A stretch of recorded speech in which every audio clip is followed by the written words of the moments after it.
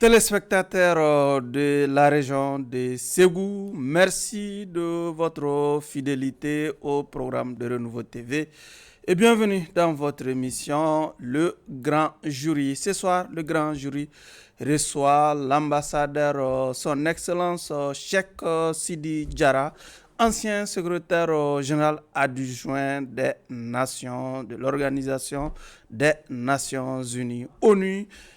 Excellence, merci de cette toute première comparution devant les grands jurys. Merci de me recevoir. Avec moi pour vous interroger ce soir, Abdraman Keïta.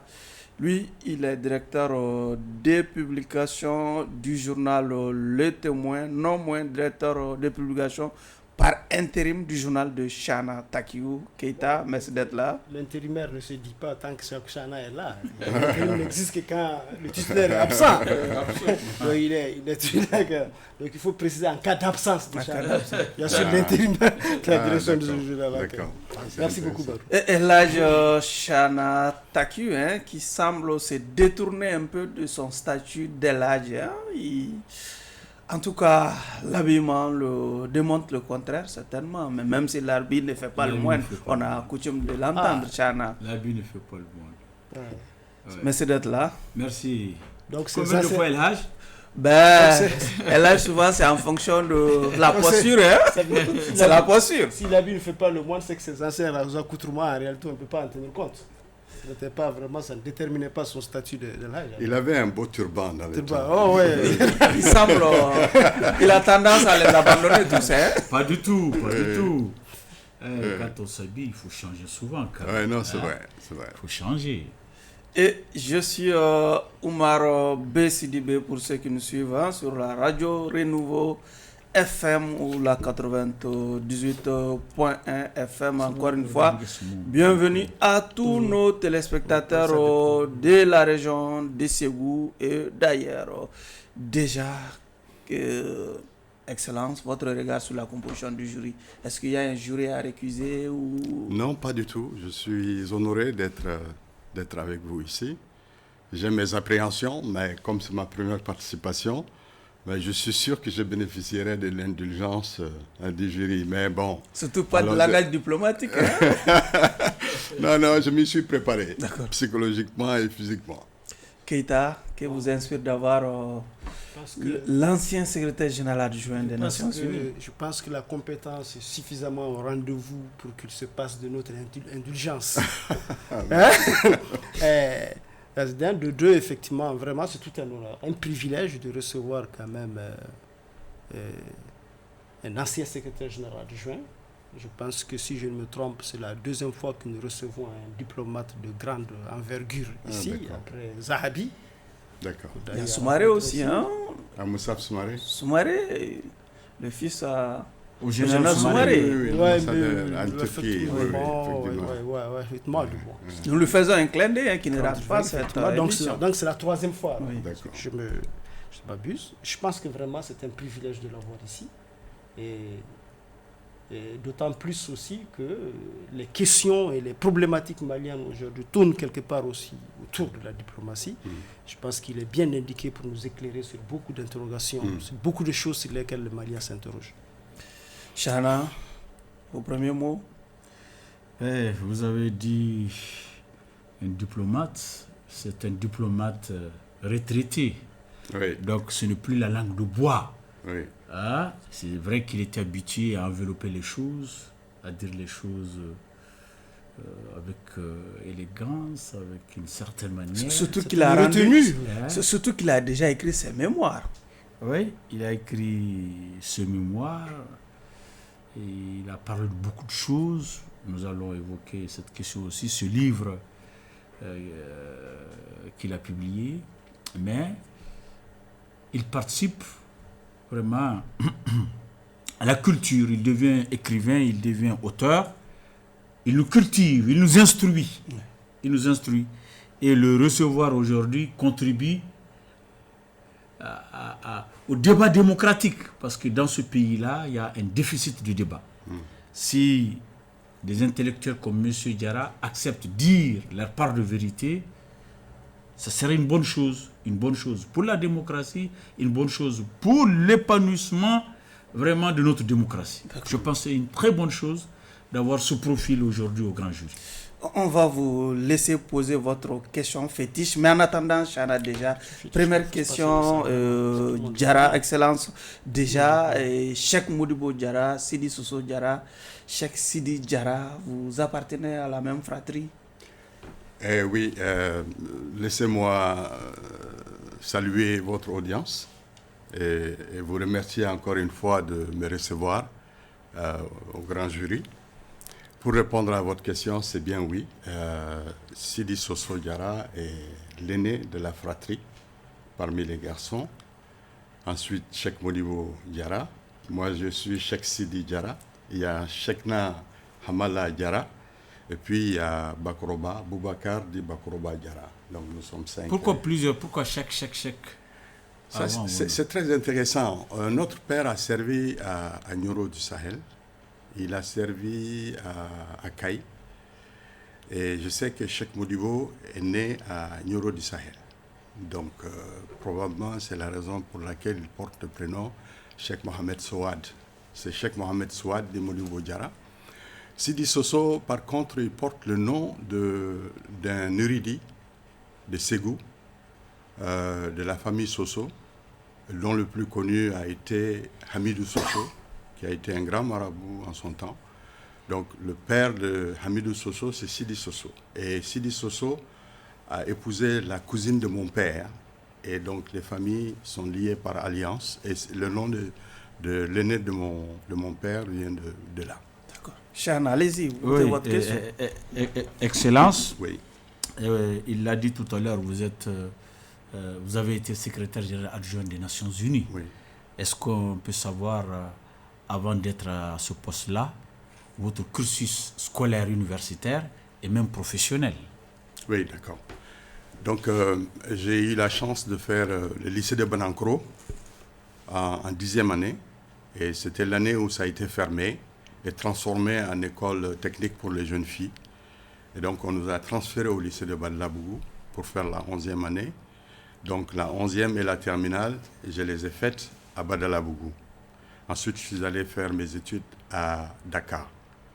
Et j'ai fait une maîtrise de droit public international et de relations internationales. J'ai commencé à travailler en janvier 1981 comme conseiller des affaires étrangères. Et j'ai servi pendant une dizaine d'années entre la centrale et le secrétariat général du gouvernement. Donc en 1989, j'ai été affecté à New York comme premier conseiller. Et j'ai fait 5 ans. Et de là-bas, le président Alpha Omar Konaré m'a choisi pour me promouvoir de mon poste de conseiller comme ambassadeur en Algérie. Et je me rappelle, j'étais vraiment... Avec la Tunisie en charge. Avec la Tunisie en charge. Et j'étais parmi les plus jeunes diplomates à avoir eu cette promotion. Et j'en parle dans le livre. Il y a un de mes collègues très célèbre, dont je tairai les noms, qui m'a pris en aparté à l'occasion de ma visite, avant que je ne rejoigne mon poste. Il me dit, écoute, tu es la tête de pont. Si tu réussis, nous autres, nous avons notre chance. Si tu échoues, nous n'aurons plus de chance à le faire. Donc c'est comme ça que je suis parti en Algérie. Après 10 années de fonction en Algérie. 10 ans. 10 ans, pendant toute la crise d'Algérie. Et après 10 années, le président Amadou Toumani Touré, qui venait d'être élu, a choisi de me promouvoir comme ambassadeur, représentant permanent auprès des Nations Unies à New York. C'est comme ça que j'ai servi là-bas 4 ans et demi comme ambassadeur du Mali, avant d'être sélectionné comme secrétaire général adjoint par le secrétaire général Ban Ki-moon. Oui, secrétaire général adjoint, vous n'avez pas été élu, Ban Ki-moon a été élu. Comment est-ce qu'on devient secrétaire général adjoint? Est-ce que c'est un concours, c'est sur dossier? Non, c'est exactement comme un gouvernement. Je vais vous dire la composition. Il y a le secrétaire général qui est le chef du gouvernement. Il y a le vice ou la vice-secrétaire générale qui est le vice-premier ministre. Et ensuite, il y a les secrétaires généraux adjoints qui sont chargés des différents départements. Et ensuite, il y a les sous-secrétaires généraux qui viennent en dessous des secrétaires généraux adjoints. Moi, je me suis trouvé en charge des pays les moins avancés, qui étaient au nombre de 47 à l'époque. Je me suis trouvé en charge des pays en développement sans littoral, qui sont au nombre de 31. Et je me suis trouvé en charge des petits États insulaires en développement, qui sont 34 États, mais il y a des îles qui ne sont pas encore indépendantes, qui relèvent du Royaume-Uni ou des États-Unis, mais qui ont le même statut. D'accord. Vous avez une question périphérique et on va parler de résilience du livre, hein, mais est-ce que vous avez une question périphérique? Non, je n'en ai pas. Allez-y, allez-y. Directement dans le livre. Allez-y. Okay, ouais, puisque il a publié un livre, vous n'en avez peut-être pas fait cas dans la présentation. Et un livre vraiment d'une facilité de lecture déconcertante, très bien structuré. Et j'ai eu vraiment le temps. Ça m'a quand même coûté beaucoup de temps pour bien le lire. Et puis, mais même là, je n'ai pas encore terminé. Et avec des rebondissements, des intrigues, des dénouements spectaculaires, des drames. Tout ça, là. Vraiment un livre très dense, très instructif sur votre parcours diplomatique et sur la diplomatie même, en général du Mali. Absolument. Du Mali. Monsieur l'ambassadeur, quel est le message que vous avez voulu véhiculer en écrivant un livre dont vous êtes l'acteur, le héros principal? Il y a en fait deux messages. Le titre, la résilience. Il y a deux messages que j'ai voulu véhiculer à travers ce livre. Le premier message, c'est un retour d'expérience en faveur de la jeunesse qui ambitionne d'aller de l'avant. Ce que j'ai vécu sur le plan professionnel, ce que j'ai vécu sur le plan universitaire et scolaire, et les embûches que j'avais devant moi, les gros obstacles que j'avais eus dans ma jeunesse, qui ne m'ont pas empêché de progresser, d'aller de l'avant et d'atteindre des points auxquels je n'aspirais pas à atteindre, auxquels je n'aspirais pas à atteindre. Depuis les dunes des sables de Kidal en 1962, où mon père était détenu en résidence surveillée, jusqu'au bord du fleuve Hudson à New York, comme ambassadeur et comme secrétaire général adjoint. C'était un parcours qui, à mon avis, devait servir de motivation. Mériter d'être consigné. Mériter d'être consigné et servir de motivation, de source de motivation pour la jeunesse qui a tendance à désespérer et à baisser les bras chaque fois qu'il y a un petit obstacle devant elle. Donc ce sont les deux raisons. La première raison, c'est un devoir de retour d'expérience sur 42 ans de carrière et sur une vie personnelle pleine de tragédies et de drames, mais de survie aussi, et l'aspect motivationnel pour dire que moi je l'ai fait et tout le monde peut le faire. On va vous passer la parole. Pourquoi est-ce que vous avez retenu, vous, de tout ça là, il y a eu quand même des moments heureux dans votre parcours. Absolument. Oui, effectivement. Mais pourquoi vous n'avez retenu que le mot résilience comme titre? Est-ce que c'est parce que, comme vous l'avez dit, votre famille avait connu vraiment ce drame-là que tout le monde connaît, que vous évoquez d'ailleurs dans le livre, à satiété, c'est-à-dire ce drame de Sakoiba, qui a été vraiment un malaise, un grand malaise dans l'histoire du Mali indépendant, et que vous n'avez retenu que cela. La résilience comme... Non, c'est pas ça. C'est pas ça seulement. C'est le fait de m'être préparé, personnellement, chaque fois que j'ai été confronté à une épreuve, de réfléchir et de trouver une formule qui me permette de surmonter l'épreuve ou de la contourner, mais de continuer sur mon chemin. Donc les différentes opportunités qui se sont offertes à moi et les produits, les réflexions que j'ai menées sur des questions sensibles et les choix que j'ai faits, qui ont été souvent bons, qui ont été souvent mauvais, mais qui étaient essentiellement guidés par une attitude de rectitude absolue. D'accord. Abdraman a parlé de Sakoiba. Oui. Vous avez parlé de Kidal. Oui. Le dune de Kidal. Oui. Sakoiba, c'est vrai que aujourd'hui la jeune génération peut-être a entendu, mais ne sait pas de quoi s'agit-il. Oui. Vous pouvez nous expliquer rapidement qu'est-ce que c'est que l'affaire Sakoiba, dont votre père Oui. en est a été arrêté, emprisonné, déporté à Kidal. Expliquez-nous l'affaire Oui, Sakoiba. alors l'affaire Sakoiba est une affaire assez marginale comparée au contexte politique de l'époque. Parce que les faits majeurs à l'époque se passaient dans la capitale, entre le RDA, le PSP, ainsi de suite. L'affaire Sakoiba a concerné les SMDR. Donc, c'est des sociétés mutuelles de développement rural. C'était des coopératives dont la direction était élue par les paysans et par une sorte de direction.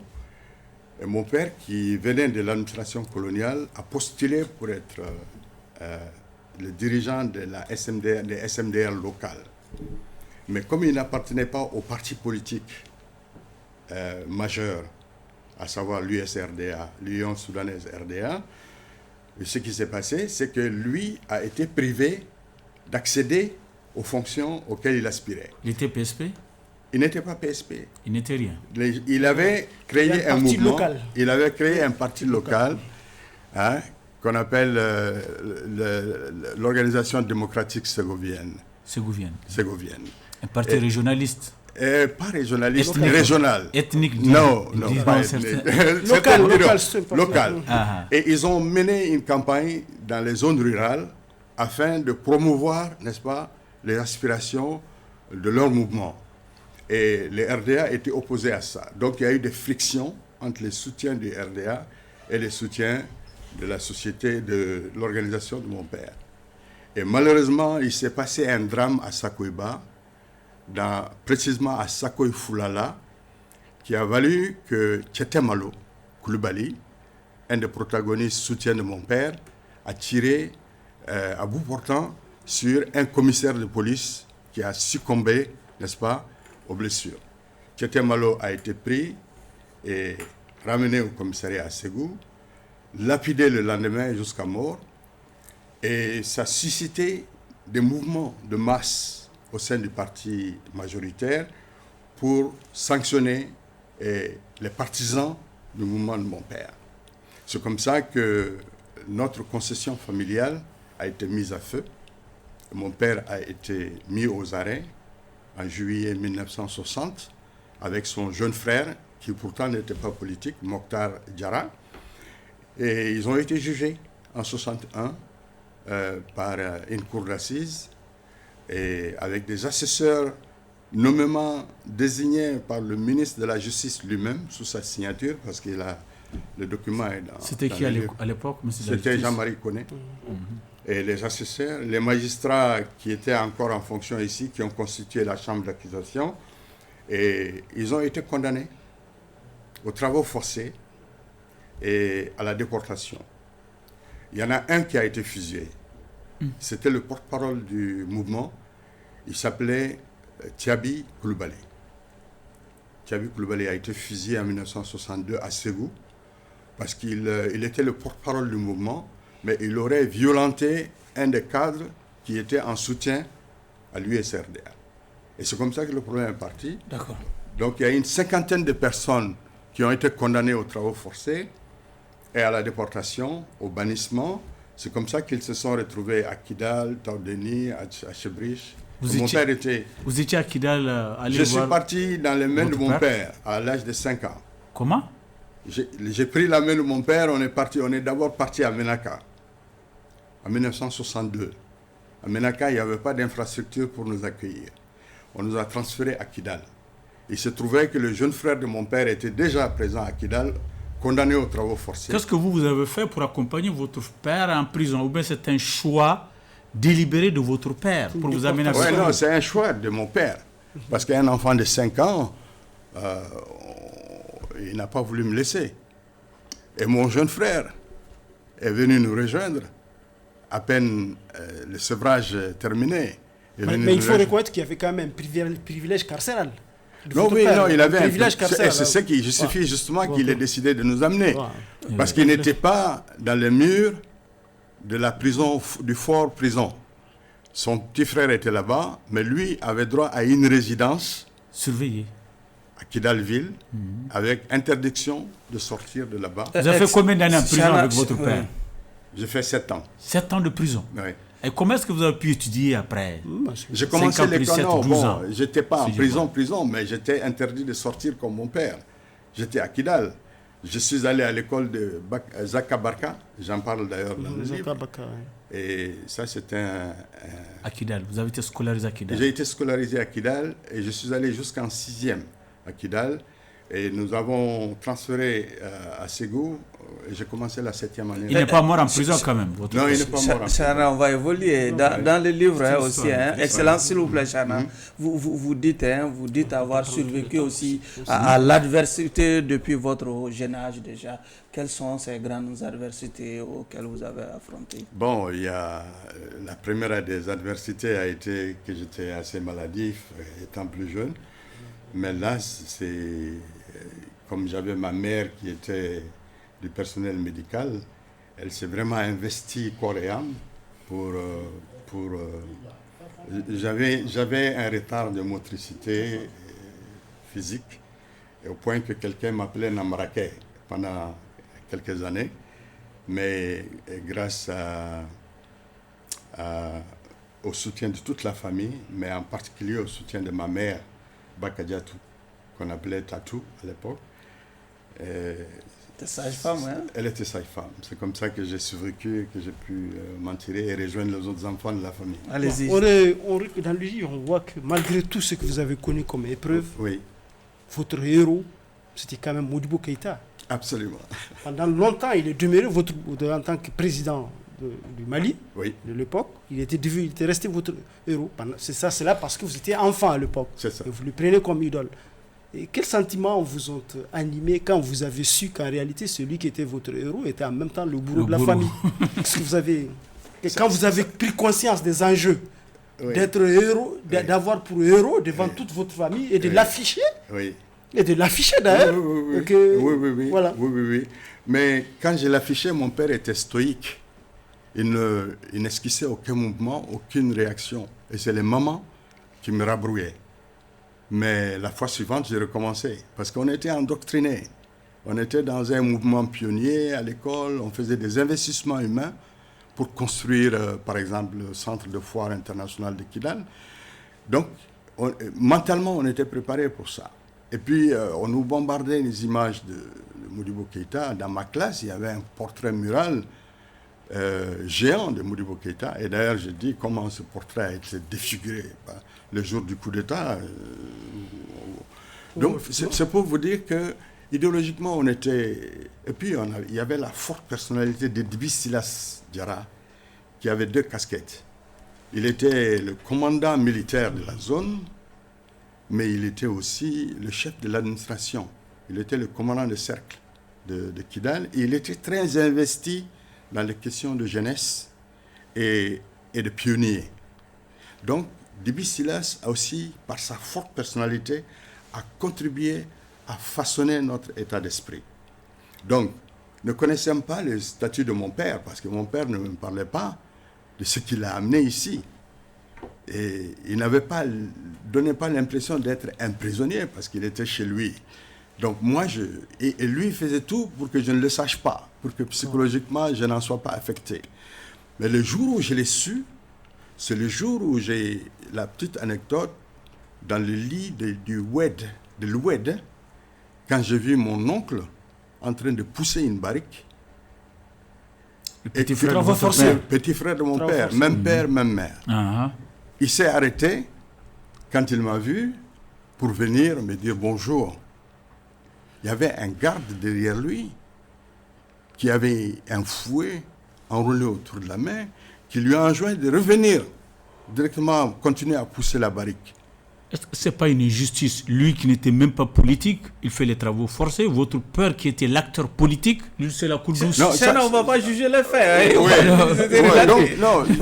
Ça c'est peut-être vrai. Vous avez peut-être raison. Et d'ailleurs, je l'ai dit. J'ai dit il n'était ni le plus âgé, ni le plus... Mais le fait Oui, mais d'avoir... aujourd'hui, par rapport à Oui. tout ça, la famille, Oui. quel est le sentiment qui prévaut dans la famille? Est-ce que tout cela est oublié? Ou bien vous pensez que cela doit être intégré dans les démarches de réconciliation du Mali qu'on est en train de voir? Ou bien vous pensez que sans cela, sans éteindre tous ces feux-là, sans réparation de tous ces torts causés, il ne peut pas y avoir de réparation? Ou bien vous avez fait table rase de tout ça aujourd'hui? Non, on n'a pas fait table rase. Pourtant, il y avait eu les CVGR où on a convoqué tout le monde. Ou bien vous n'avez pas été... Non, on n'a pas... Bon, je n'ai pas connaissance qu'on ait été conviés. Okay. Mais on a fait... Mon père a fait un acte de contrition quand il a été libéré. Il a fait une lettre au président du comité militaire de libération nationale. À l'époque, c'était Moussa Traoré, le lieutenant ou le colonel Moussa Traoré. Il lui a fait une lettre pour lui expliquer sa version des faits, comment les choses se sont passées. Et à la fin de la lettre, il a demandé pardon à la nation. Ça, c'est l'acte de contrition. L'acte de contrition. Le regret. L'acte de regret qu'il a exprimé. Je m'enrichis, c'est la première fois que j'entends le mot. Allez-y, c'est très bien. Le deuxième, c'est que mon père a pardonné.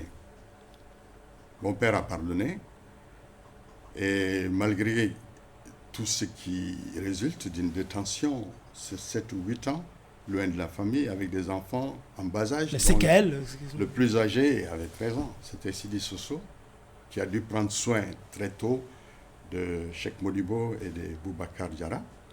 Donc, mon père a pardonné.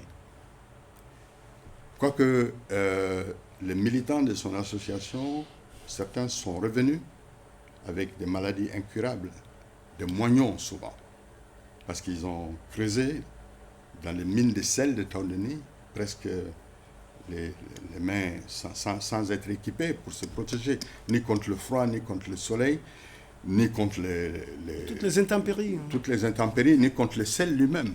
Il y en a qui sont revenus avec des moignons. Ça, c'est le régime de Modibo, pas de Moussa. Ah non, ce n'est pas le régime de Moussa, je parle de 1960, 62. Donc, mon père a pardonné. Mais nous n'avons pas oublié. Avec Modibo, il y avait Taoudeni? Bien sûr. Je pensais que c'est Moussa qui a ouvert Taoudeni. Non. Avec Modibo, il y avait Taoudeni. Et je peux vous donner le nom de quelqu'un qui a été à Taoudeni et qui est revenu avec des moignons. Oui. D'accord. Maintenant, allez-y. Oui, Modibo était votre héros dans le livre. Oui. Mais lorsque vous avez su qu'il était le bourreau, comme l'a dit Abdraman, de votre père, comment est-ce que vous avez considéré Modibo, et même aujourd'hui, quelle est votre lecture par rapport à Modibo et à l'USRDA?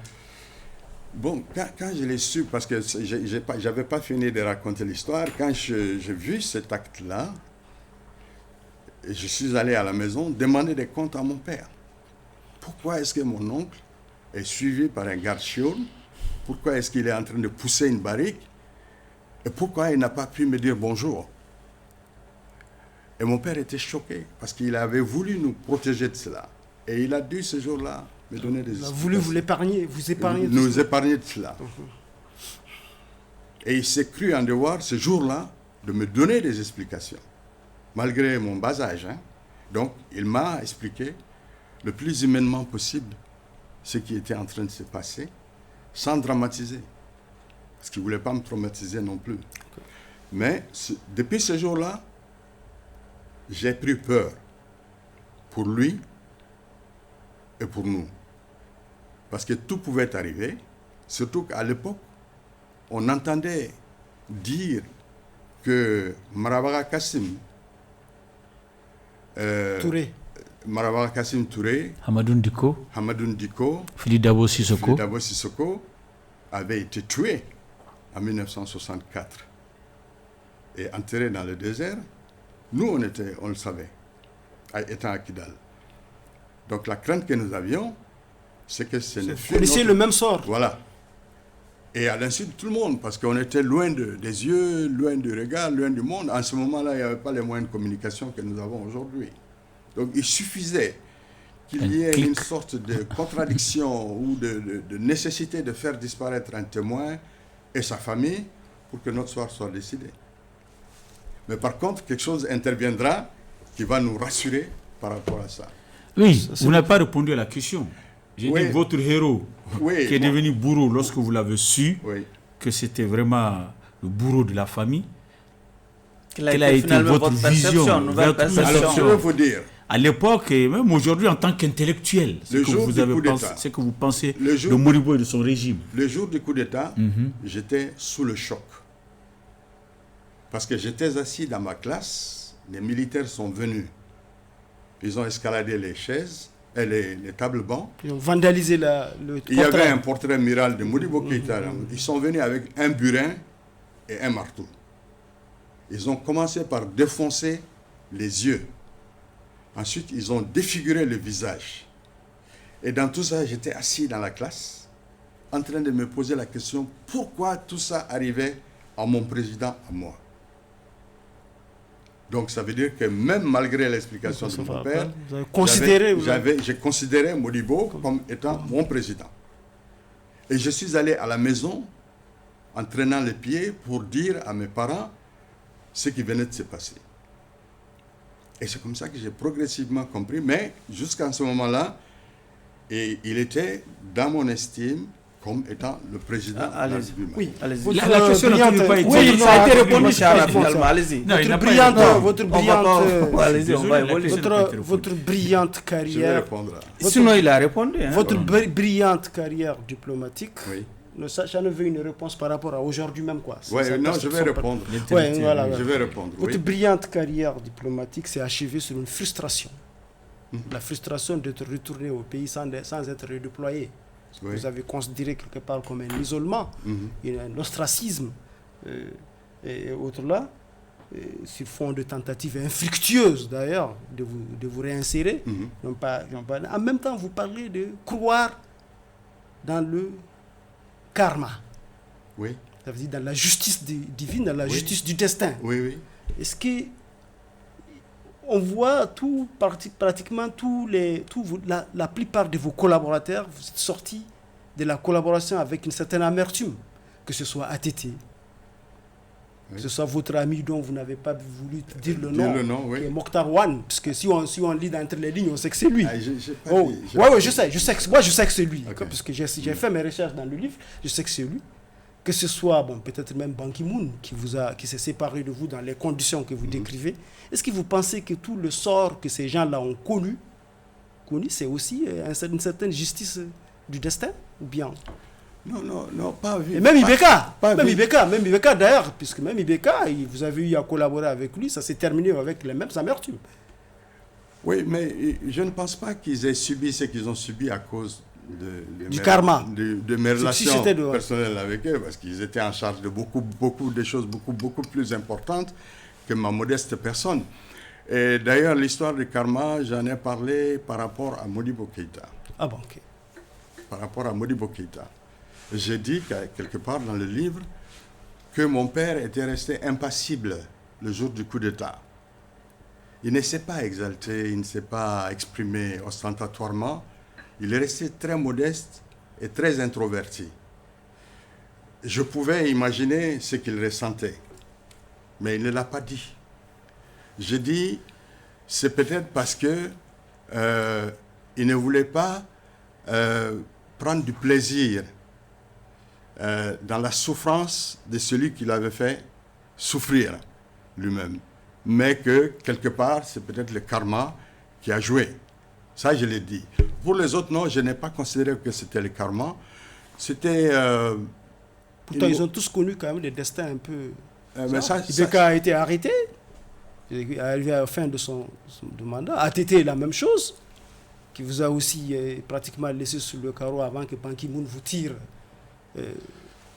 de la situation que vous risquez. Je ne dirais pas parce qu'ils avaient des Mokhtar affaires... Man, à l'époque, ministre des Affaires étrangères aussi, plus tard, a connu pratiquement le même destin d'arrestation en étant Premier ministre. Voyez-vous, non? Est-ce que... Après, vous êtes... On peut prolonger le caractère. Il fait une longue tirade dans le livre où il dit toutes les valeurs dans lesquelles il croit. Oui. Il ajoute le karma. D'accord, allez-y. Voilà, donc... Ce que je peux vous dire, c'est que mon ministre des Affaires étrangères de l'époque, sachant bien... Qui était votre promotionnaire.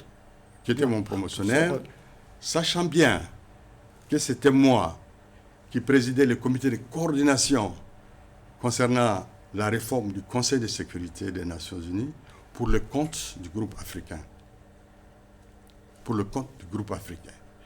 Et sachant bien que c'est à ce titre que j'ai été invité par les chefs de l'État en 2005 à Abuja pour aller leur parler de l'évolution du processus de réforme du Conseil de sécurité, a quand même pris sa plume pour m'adresser une lettre pour dire que les prises de position que je fais concernant la réforme du Conseil de sécurité n'honorent pas le Mali et qu'il demande que ça cesse immédiatement. Qui, Mokhtar Wan? Non, mon ministre des Affaires étrangères. C'était qui? Ah non. C'est moi qui t'apprends que c'était Mokhtar Wan à l'époque. Il m'a écrit une lettre en 2 phrases. Les prises de position que vous faites n'honorent pas le Mali. Et la deuxième phrase, je voudrais que cela cesse immédiatement. Et que le Mali se désolidarise de vos actions. Oui, bien sûr. Mais je n'étais pas... On peut savoir, grosso modo, ces prises de position qui n'honoraient pas le Mali? Bon, non, mais parce que... Moi, je suis l'élargissement du Conseil de sécurité. L'élargissement du Conseil de sécurité, les procédures de travail du Conseil de sécurité, les aspirations africaines qui reviennent d'ailleurs... C'est d'actualité aujourd'hui, oui, tout le monde réclame un changement. Exactement, dans les procédures... Même Macron demande que ça change aux Nations Unies. Même les États-Unis sont favorables à ce que l'Afrique vienne. Mais les États-Unis ne veulent pas que l'Afrique vienne avec un veto siège. Le droit de veto. Avec un veto. Voilà, donc c'est ça. Donc les aspirations sont les mêmes. Il y a des pays qu'on appelle les 5 petits pays qui sont contre l'utilisation du droit de veto. J'en ai parlé là. Bon, mais en tant que secrétaire général adjoint, oui. vous devez rapidement, de quelle utilité cette fonction a été pour le Mali, votre pays? Lequel? Votre poste de secrétaire général adjoint a été de quelle utilité? Ça a été d'une utilité parce que j'ai représenté justement des pays comme le Mali, des pays les moins avancés. Et bon, ça a été une utilité pour tous ces pays-là. Les retombées. Spécifiquement, oui. Quelle utilité ça a été pour le Mali? Non, il y avait, pour les pays les moins avancés, il y avait un plan d'action qu'on appelait le plan d'action de Bruxelles, qui date de 2001 et qui couvrait les besoins des pays les moins avancés et qui appelait les partenaires au développement à soutenir les programmes de développement des pays les moins avancés. Donc la tâche de mon bureau, c'était d'assurer le suivi des engagements pris par les partenaires au développement. Tout ça, on le sait, mais spécifiquement, parce que oui, cette question s'inspire de ce que vous avez écrit dans le livre, ce à quoi vous avez fait allusion pendant la crise malienne. Quand vous parlez de votre plaidoyer pour la cessation des hostilités. Oui. Et que vous laissez entendre que c'est ce plaidoyer qui a abouti à la cessation unilatérale. Non, je n'ai pas cette prétention. Ok. C'était juste une coïncidence peut-être. Mais j'ai quand même dit la démarche que la crise de 2012. Là, c'est Tchèque qui s'est beaucoup investi. Non, au niveau des Nations Unies. Il a posé le problème au niveau de Ban Ki-moon. Absolument. Mais ce qu'il y a aussi, c'est que vous laissez entendre, puisque peut-être, sans le savoir, qu'en réalité, il y a des pays quand même qui tirent les ficelles. Puisque vous avez dit d'appeler la France, d'appeler l'Algérie et d'appeler le Qatar. Oui. Est-ce qu'indirectement, vous n'êtes pas en train de dire que ce sont ces pays-là qui tirent les ficelles de l'agression? Ont un ascendant sur la rébellion. Sur un ascendant sur la rébellion, c'est une sorte... Il va répondre. Okay, c'est une sorte ils ont un ascendant sur la rébellion. Et donc, faire appel à ces pays-là, les amener à s'impliquer pour la cessation des hostilités, ça c'est un chemin plus direct que les résolutions du Conseil de sécurité qui mettent du temps à s'exécuter parce qu'il faut mettre des organes de suivi et tout ça. J'ai dit, faites un appel, appelez le président de l'Algérie, appelez l'émir du Qatar et appelé le président Français. français. Pour avoir fait 10 ans en Algérie, Oui, la guerre, la sale guerre du fils a commencé Oui. pendant que vous étiez en Algérie. Et c'est cette sale guerre qu'on a importée au Mali, Exporté, on a exporté. exportée au Mali, avec tout ce que nous savons. À vrai dire, en tant qu'ancien ambassadeur du Mali en Algérie, 10 ans, à vrai dire, est-ce que l'Algérie n'est pas la base des différentes rébellions que le nord du Mali a connues? En tout cas, c'est ce que pense une forte Oui. opinion malienne. Hein. Dans les différentes rébellions, non, oui. il y a plus la Libye moi, que l'Algérie. je vais peut-être, vous quand dire, même, je vais vous dire les différentes, ouais. ce qu'il y a comme enjeu par rapport à l'Algérie. Et ces enjeux-là vont m'amener à faire mes conclusions et à mes déductions. L'enjeu majeur pour l'Algérie, c'est que la composante sociologique de la population du sud de l'Algérie C'est la même chose est la même chose pour le nord du Mali. que la composante sociologique pour le nord du Mali. Tinzawaten malien, Tinzawaten Alger. Deuxièmement, Bojel Mokhtar aussi la même chose. Bon. Deuxièmement, Mhm. l'Algérie, ce que le Mali attend que l'Algérie fasse, si elle le fait, elle va se mettre à dos toute la partie sud de son pays. C'est-à-dire donner raison au gouvernement, Les Kabyles. ficeler les gens, les remettre, trouver cette formule, c'est très difficile. La troisième chose, qui est d'intérêt existentiel et géostratégique, c'est que quand j'étais en Algérie, 90% des recettes d'exportation de l'Algérie provenaient de ces régions-là. Donc c'était une question d'existence. Et jusqu'aujourd'hui, c'est encore une question d'existence. Le comportement que nous attendons que l'Algérie fasse, elle ne peut pas le faire, parce qu'il y va de son existence. Mais en contrepartie, s'il y a une chose qu'il faut que les Maliens sachent, c'est que l'Algérie ne veut pas d'une république indépendante à ses frontières. Parce que ça aurait un effet d'entraînement et de domino Avec les Kabyles. sur les parties, les Kabyles sont à Les l'est, Kabyles, c'est mais ailleurs, sur c'est les parties ailleurs, sud c'est pas la même chose. de l'Algérie. L'ethnie qui est au sud, là, c'est quelle ethnie? Mais c'est les Touaregs. C'est les Touaregs, c'est les les Touaregs, Touaregs. les Hogar. Oui, donc l'Algérie n'a aucun intérêt à ce que Le Mali soit divisé. une république soit constituée au nord du Mali ou à la frontière. C'est pas possible. Allez-y, Keïta. Donc, Et j'ai déduit de tout ça Mhm. que l'attitude de l'Algérie est une attitude d'équilibrisme qui fait en sorte qu'elle utilise l'ascendant qu'elle a sur les groupes rebelles pour leur forcer la main, venir dialoguer avec l'État Rester dans le Mali. dans le Mali, en même temps qu'elle fait pression, elle pouvait faire pression à l'époque sur les autorités du Mali afin qu'elles fassent des concessions, n'est-ce pas, de décentralisation poussée en faveur des populations. Et je pense que ce rôle-là, il faut le lui reconnaître et surtout éviter de perdre. C'est ce rôle-là qui a donné naissance à l'accord issu du processus d'Alger. Mais c'est ça.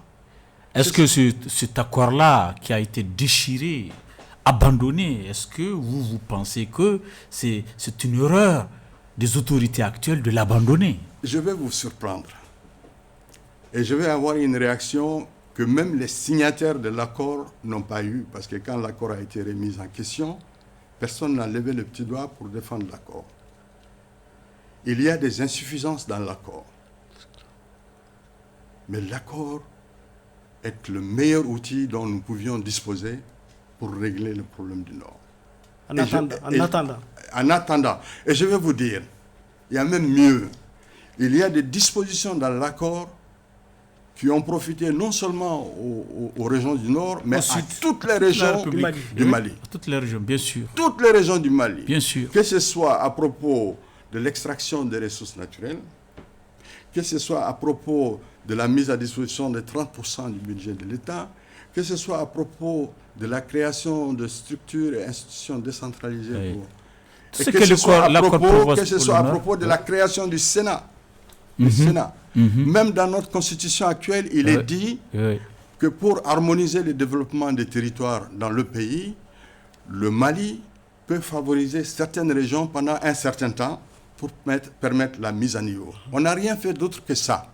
Quand on a pris le plan d'action spécifique aux régions nord du Mali, qui prévoyait en 15 ans la mise à niveau de leur économie, ce n'est que ça. D'accord. Allez-y, oui, en relatant votre parcours diplomatique, oui. Vous disiez que le mandat du Mali au Conseil de sécurité vous a beaucoup facilité la tâche. Oui. N'est-ce pas?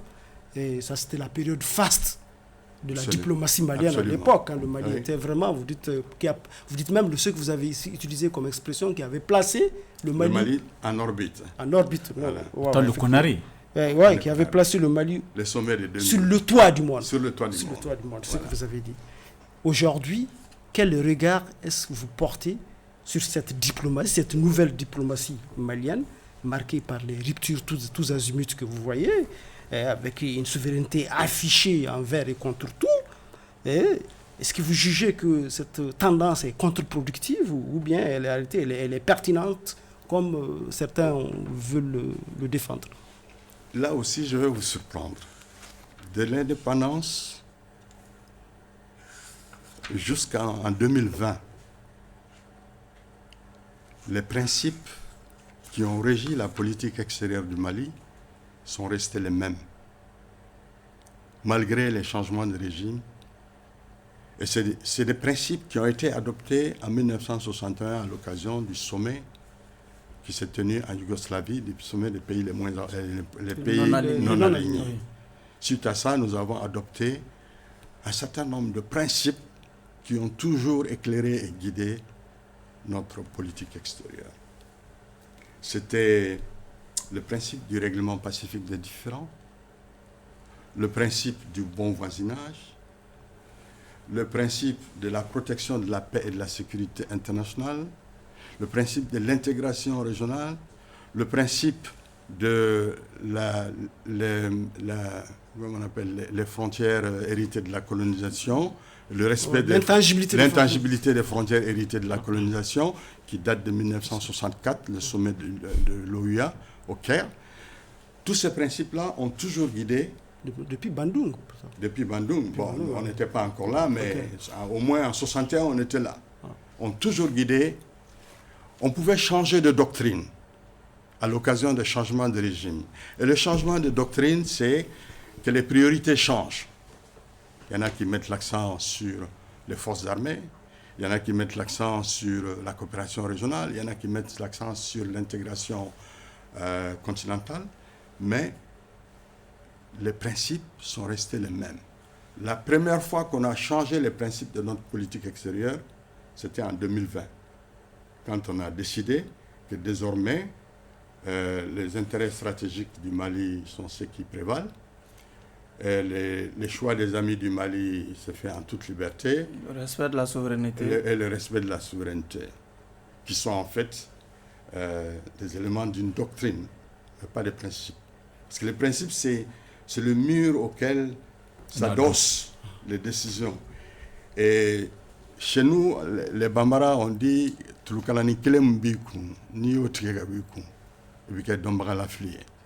la seule crinière que vous avez qui fait votre identité, si vous la coupez, vous devenez méconnaissable. Oui, excellent. Donc vous voulez dire clairement, pardon Chana, s'il te plaît, vous voulez dire clairement qu'aujourd'hui, le Mali a rompu avec le principe de non-alignement? Ou bien, alors que chaque année, nous participons quand même au sommet. Je pense que ce n'est pas proclamé au titre des principes. D'accord. Allez-y, Chana, pour votre dernière question. Oui, monsieur. C'est bien votre Excellence, dernière question. Oui. Dans votre livre, vous avez évoqué la lutte contre la corruption. Oui. La lutte contre la corruption. Oui. Et selon vous, qu'est-ce qu'il faut pour atténuer cette corruption dont vous parlez? Oui, absolument. Dans le livre, la deuxième partie du livre, j'esquisse 7 ou 8 questions qui, à mon avis, si elles sont prises en main par les États, cela permet de les placer dans une position d'émergence politique, économique et sociale. Et la lutte contre la corruption fait partie des 7 ou 8 points que j'ai évoquées. Maintenant, moi je pars d'un postulat qu'il y a 2 phases dans la corruption.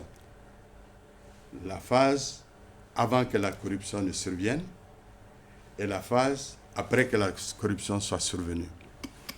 La phase de l'après-corruption est difficile à établir. La phase préventive. Hein. Non, la phase de l'après-corruption. Quand la corruption est déjà faite, difficile à prouver parce que généralement ça se fait en catimini, à moins qu'il y ait un flagrant délit comme certains pays l'organisent. Et les procédures sont compliquées. Par contre, je mets l'accent, à mon avis, sur la prévention de la corruption. La prévention de la corruption présente l'avantage qu'il y a des mesures préventives qu'on met en place. Et une fois qu'elles réussissent, ça permet de préserver le peu de ressources dont on dispose pour éviter qu'elles ne soient dilapidées. Allez-y pour la dernière question. Voilà, moi je vais doubler la question, la dernière question, hein, pour que ce soit sensible, puisqu'il y a beaucoup de choses à dire qu'on ne peut pas dire aujourd'hui en si peu de temps. Une union politique qui ne se construit pas sur le socle de l'intégration économique, sociale et culturelle n'est pas viable. Ça, c'est votre phrase dans la... Absolument. Effectivement. Et ça ne peut pas on ne peut pas s'empêcher en le lisant de se rappeler, de le transposer sur l'AES aujourd'hui. Est-ce que vous pensez que l'AES est un choix vraiment judicieux, viable, un choix judicieux et viable pour le Mali? Ça, c'est d'un. De deux, nous entendons de plus en plus, en réalité, une certaine dichotomie du multilatéral et du bilatéral. Vous qui êtes ambassadeur, qui avez connu tous ces 2 aspects-là de la diplomatie, est-ce que vous pensez que le multilatéralisme post-guerre a encore un devenir avec tout ce qu'on voit comme tentative de démantèlement des BRICS, ainsi de suite et autrement? Oui. Alors, la première partie de votre question, c'était sur l'AES. L'AES figure dans le livre, pas au titre de l'AES, non, je sais, au titre de la Guinée. De la Guinée. Mais en tout cas, c'est une assertion. Oui, mais laissez-moi rappeler un tout petit peu le contexte. Okay. Feu Sékou Touré était venu en visite ici, auprès de Feu Moussa Traoré. Et ils étaient tellement enthousiastes qu'ils ont décidé de créer une union Mali-Guinée. Ils disaient d'ailleurs les 2 poumons d'un même corps. Moi, je faisais partie des services juridiques du ministère des Affaires étrangères chargé des accords internationaux. On nous a dit élaborer un projet de traité entre le Mali et la Guinée. Nous avons commencé à travailler là-dessus, mais ça ne nous a pas empêché de mener une réflexion. Nous, on a dit toute union qui se construit sur le plan politique, qui n'a pas un socle économique, social, culturel et autres, est vouée à l'échec parce que cette union dépendra des humeurs des chefs. C'est le cas de l'AIS. L'AIS, l'avantage que les gens de l'AIS ont, c'est qu'ils ont commencé à réfléchir sur des questions substantielles telles que l'intégration économique, beaucoup de choses. Mais personnellement, vous pourrez vous demander mon avis, j'ai écrit une tribune demandant au Mali de ne pas quitter la CEDEAO. Parce qu'on y a travaillé pendant 49 ans, on a construit des institutions très viables et que les différences que nous avons avec les membres de la CEDEAO... Que vous, une intégration économique d'AES, vous qui avez travaillé... Keita, je serais obligé vous qui avez travaillé avec les pays... Vous avez posé 2 questions à la fois. Les pays sans littoral, non, c'est dans la question. Vous qui avez payé avec les pays sans littoral, comment est-ce qu'on peut... Que vaut l'intégration économique de 3 pays sans littoral? Est-ce que vous voyez surtout que ces pays-là sont successivement 181e, 182e et 183e en termes d'indicateurs de développement humain. De pauvreté, quoi. De pauvreté. Le taux de pauvreté est très élevé. Et les matières premières qu'ils ont, les secteurs économiques sont pratiquement les mêmes. Il n'y a pas de complémentarité, sauf pour le Niger, qui a du pétrole. Donc c'est très difficile. Mais il y a une volonté politique qui est là, qui anime les acteurs, qui va peut-être permettre d'aboutir. Mais moi, mon choix, c'est de rester dans la CEDEAO. Et l'effort qu'on est en train de faire au niveau de l'AES maintenant, si on le mène au niveau de la CEDEAO pour la réformer, elle sera une formidable organisation. Excellence, nous sommes malheureusement au terme des débats pour le compte. Malheureusement, oui, vous l'avez relancé, il est en train de voir. Nous allons nous retirer à présent pour procéder à la délibération. Keita, nous sommes dans les secrets de la délibération. Bon, ce qu'on n'a pas dit, il y avait beaucoup de choses à dire qu'on n'a pas pu dire, puisqu'en réalité, le livre se termine... On va lancer une deuxième invitation. Le livre se termine avec des ambitions politiques, parce que c'est tout un programme, tout un projet de société qu'il présente là-dedans après. Et ce qu'on n'a pas dit aussi, c'est qu'en réalité, il dirige également un mouvement Mbefasodo, qui est un militant, un mouvement politique qu'il a créé et qui est adhérent au FSD. Et il s'est beaucoup battu également contre l'ancien régime, pour l'avènement de ce que nous connaissons aujourd'hui, le Mali Koura. Mais c'est surtout le diplomate que nous avons rencontré aujourd'hui, Monsieur le Président. Et nous avons rencontré vraiment un diplomate très bien équilibré. Équilibré non seulement dans sa façon d'aborder les sujets. Je ne me rappelle pas à un seul instant où on a réussi vraiment à le désaxer par rapport au développement de sa pensée. D'un de deux, et vraiment je retiens vraiment des prises de position très courageuses, une franchise dans la façon d'aborder les sujets. Et vraiment, je ne pense pas, je n'ai pas grand-chose vraiment à retenir contre notre invité d'aujourd'hui. Et nous avons, par exemple, lui, aujourd'hui, présent devant nous, en même temps que le contenu de son livre, auront été vraiment très instructifs pour comprendre la diplomatie malienne, pour comprendre d'autres sujets qui vraiment ont marqué l'histoire de ce pays-là. Il n'y a pas de raison de le retenir dans les liens de l'accusation. Je vous demande de le libérer. Allez-y, Chana. Merci, Monsieur le Président. Cheikh Sidi Diarra donne l'exemple. Il écrit ses mémoires. C'est ce que nous attendons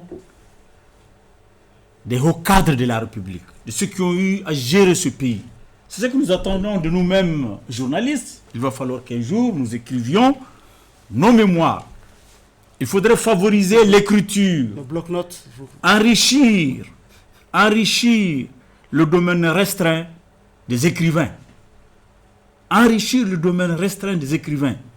Il faudrait qu'on débatte, qu'on accepte de débattre. Surtout les cadres, ceux qui sont aujourd'hui en retraite, qui ont une certaine expérience de la vie. Même s'ils n'écrivent pas, qu'ils acceptent de débattre, qu'ils acceptent de partager leur expérience, leur vécu. C'est profitable pour la jeunesse. C'est ce que Cheikh Sidi Diarra vient de faire. Il a connu des difficultés, il a connu des embûches, il a connu des entraves. Il partage tout cela avec les jeunes afin qu'eux puissent éviter tous ces problèmes-là, toutes ces difficultés-là, afin que ces jeunes puissent les contourner et réussir mieux que lui. Réussir mieux que lui. Cela veut dire quelque part qu'il n'est pas égoïste. Il n'est pas égoïste. Il faut qu'on accepte de débattre, qu'on accepte de partager les expériences. Monsieur le Président, nous avons besoin d'un cadre comme Cheikh Diarra. Il est en retraite, mais il reste militant, il reste engagé. Il est en retraite, il fait attention à ce qui se passe dans le pays. Il donne son opinion, il donne des turbines pour dire « Je ne suis pas d'accord, voilà pourquoi je ne suis pas d'accord. Je suis d'accord, en voilà les raisons. » Nous avons besoin d'un intellectuel de ce genre. Monsieur le Président, peut-on condamner un cadre de ce genre? Que non, Monsieur le Président. Libérez-le afin que nous puissions avoir un autre ouvrage dans quelques années, que Dieu lui prête longue vie. Profiter de son expérience. Au bénéfice de ces deux réquisitoires, sans abage, largement favorable à l'accusé du jour, il me plaît de le libérer purement et simplement des liens de l'accusation. Par conséquent, Excellence, vous êtes acquitté. Un dernier mot. Merci infiniment de m'avoir reçu et merci infiniment pour la courtoisie et surtout la pertinence de vos questions. Je voudrais saluer encore votre audience et me dire que ce sera avec un grand bonheur que je reviendrai vous voir avec de nouvelles idées. Parce qu'on n'a pas encore fini de discuter tout ce dont on devait parler. Merci infiniment de m'avoir reçu. C'est donc tout pour ce numéro de votre émission Grand Jury de ce soir qui recevait comme invité Excellence ambassadeur Cheikh Sidi Diarra, ancien secrétaire général adjoint des Nations Unies au temps de Ban Ki-moon. Merci à vous de nous avoir suivis. Et il est aussi auteur de ce livre mémoire intitulé Résilience, surtout en ces périodes de résilience. Ici au Mali, un livre d'actualité, un livre qui décrit, qui revient sur le parcours de l'invité. Un livre aussi à retrouver dans les librairies bas à l'hôtel de l'amitié de Bamako. Au revoir. Grand hôtel. Et je fais un coucou à M. Ba déjà.